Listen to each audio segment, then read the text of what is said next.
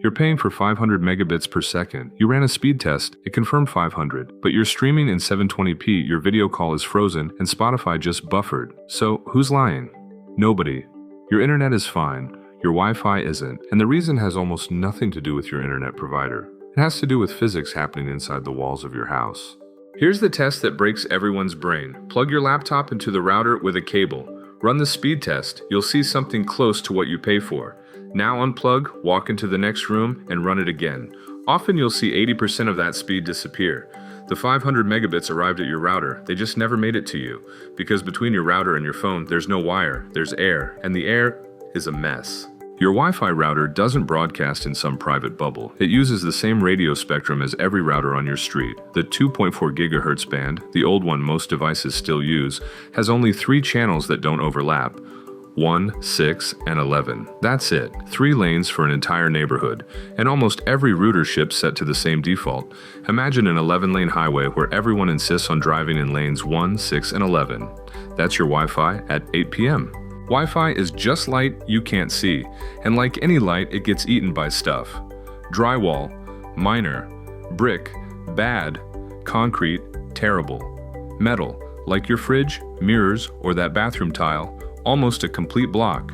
Water absorbs Wi-Fi specifically well, which is why your signal gets weaker when the room is full of people. People are mostly water.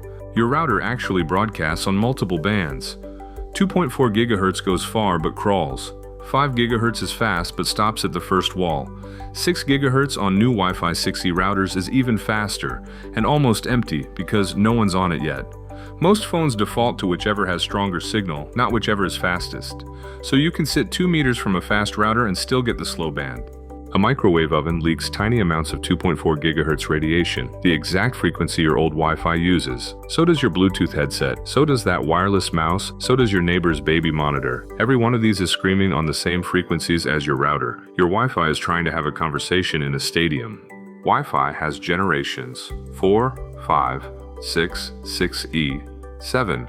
A router from 2015 caps out at speeds that were impressive then and embarrassing now. Most ISP-provided routers are also deliberately cheap, minimum viable hardware. The single highest impact upgrade most people can make to their internet isn't a faster plan, it's a better router. 3 things, ranked by impact. 1. Switch your devices to the 5 GHz band. Most routers broadcast both, just connect to the one with 5G or 5 GHz in the name. 2. Move your router, off the floor, out of the cabinet, central in the home, higher up. Wi-Fi spreads downward and outward. Putting your router in the basement is the worst possible place. 3. Change your channel. Log into your router, find the Wi-Fi settings, and switch off the auto channel default. On 2.4 GHz, pick 1, 6, or 11, whichever your neighbors aren't using. There are free apps that can show you. Test it tonight. Speed test on cable. Speed test on Wi-Fi, 1 meter from the router. Speed test in your worst room. The gap is the problem you've been blaming on your internet provider for years. Your ISP isn't slow, your house is.